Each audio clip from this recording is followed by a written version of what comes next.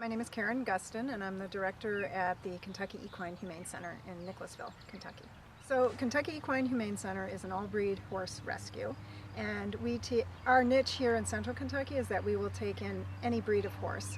We have capacity for 50 horses, and our horses come to us either abused, abandoned, neglected, or their owners can no longer care for them, and that's usually because of a financial or physical reason. And we also rehab, retrain, and then horses get adopted. So we're not a retirement facility. Horses don't live out the rest of their lives here. And really, I think one of our specialties is the fact that because we have such great veterinary partners, we are able to rehab horses that most people or the layperson would probably give up on. Yep, so we formed in 2005 and got our nonprofit status in 2008.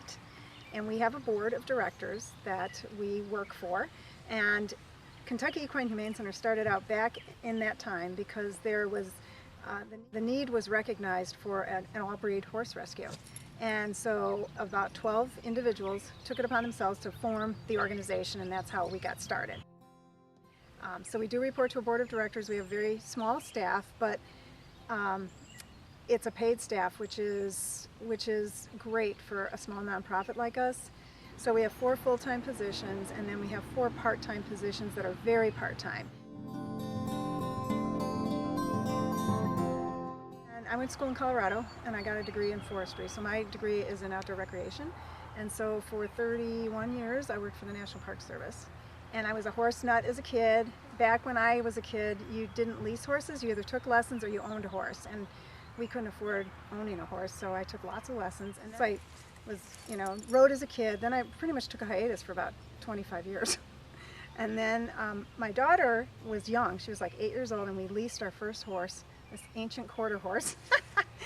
And we leased this horse, and we started riding. And so Keely, my daughter, she grew up riding, and we leased for a while, and then we owned horses. And so I started kind of getting my passion back for that, because I had made contacts through the Park Service with some nonprofits in Lexington, and that did work on trail development. And so I became friends with one woman in particular, and when I theoretically retired from the Park Service, I moved here. 3 weeks after I got here, this job came up. I mean, it was total serendipity.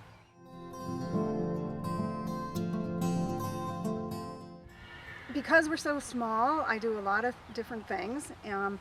I answer all our emails, I answer the phone. I probably spend 50% of my time on the phone because I'm the first person that people talk to when they want to surrender their horses. So I filter those conversations and figure out, which horses need help now, which horses might be able to wait a week or two, which horses, even a month. I try to prioritize the severity of people's situations or horses' situations. And then I supervise the staff here, but the staff here is extremely self-sufficient. It's not really supervision at all. I mean, they're all really good at what they do, and they know what they need to do, and it's not a big deal at all. In fact, we're a very close group of people, which is fun. And then I do payroll, and I order supplies, and I do fundraising, and I coordinate with vets, set up appointments. So it's a whole bunch of different things, and there really never is a slow day. I think I've had maybe one in 4 years. You need to enjoy working with people, because it really is about making connections with people who can help you. That's basically what it amounts to. So you have to really like people, and you can't be too shy. You have to like what you do and like working with people and partnering. I love putting deals together for horses.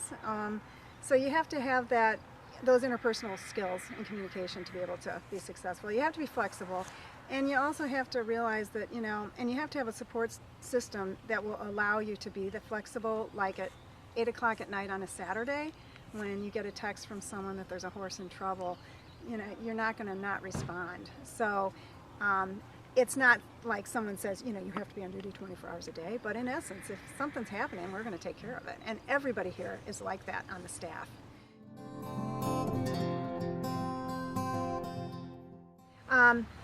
Yes, you can make a living doing this, but in a small nonprofit situation, most people will have some other source of income, whether it's their own business on the side or some other endeavor that supplements what you make at a small nonprofit. Now, a large nonprofit, like some of the larger humane societies, yeah, they have good salaries, and you can make a nice living, I think, doing that. But at the small nonprofit level, you know, you can do it, but it depends on your needs and your style of living and that kind of stuff.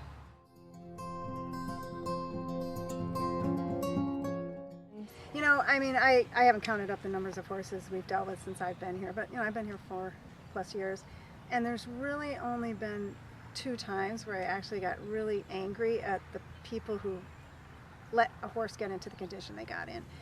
It's a waste of energy to be angry at people because you can't do anything about it, really. It's kind of nice that it is anonymous, and so I just compartmentalize that, because there's so much energy you have to focus on getting the horse healthy that that really takes up all your time and effort, as opposed to the time and effort you would put into being angry at someone. So watching specific instances of people that have really stepped up is like amazing. You know, we have an adopter in the Louisville area who's adopted 9 horses from us over the years, and they take the horses who are old that want to be pasture companions, and they also do have a couple of horses that they ride, but they are wonderful people, and we're, you know, pretty close email buddies with them. So you do find really some nuggets of adopters that really, you know, make it fun.